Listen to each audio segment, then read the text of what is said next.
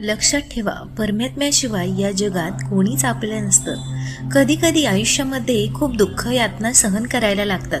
असं वाटतं की खरंच देव आहे का, इथपर्यंत शंका येतात. पण खरं तर हीच वेळ आपली परीक्षेची असते. विश्वास ठेवा, इथूनच स्वामीलीला सुरू होते, इथूनच खेळ सुरू होतं. फक्त विश्वास तुटू देऊ नका. आई बाळाला हवेत भिरकावते, काही क्षण तो हवेतच थांबतो, भीत असतो, पण ते हसतं, कारण त्याचा विश्वास असतो कोणीतरी आहे जे आपल्याला पडू देणार नाही. तोच विश्वास तुमचा स्वामींवर असला पाहिजे. कधी वाटतं हे कसं होईल, हे शक्य आहे का, पण लक्षात ठेवा की तुमची बुद्धी फक्त शक्य आणि अशक्य एवढंच ओळखते.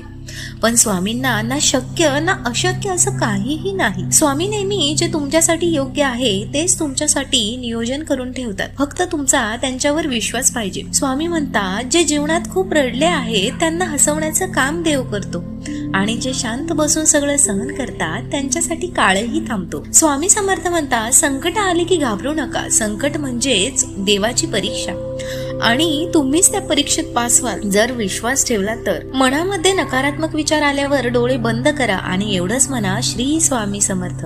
कारण हे नाव फक्त उच्चारलं तरी संकट मागे हटतात आणि आयुष्याला दिशा मिळते. कधी कधी मन खूप थकलेलं असतं, चालणं थांबतं, आशा सुटते, पण अशा वेळी एकच नाव उठतं, ते म्हणजे श्री स्वामी समर्थ. ते नाव घ्यायचं, डोळे बंद करायचे आणि सगळं त्यांच्या चरणी अर्पण करायचं. मग पहा, काळजी जाईल, दुःख विरून जाईल आणि मनात एक शांत गोड भक्ती उमटेल. स्वामींवर विश्वास ठेवा, कारण जेव्हा सगळे सोडून जातात तेव्हा तेच आपल्या पाठीशी उभे राहतात. नाम घ्या, नाम घ्या, मन शांत करा. स्वामींची भक्ती तुमचं जीवन बदलेल. अशाच नवनवीन व्हिडिओसाठी आपल्या सुप्रिया वाइब्स या चॅनलला सबस्क्राईब करा. व्हिडिओ आवडला असल्यास लाईक करा, कमेंट करा. श्री स्वामी समर्थ.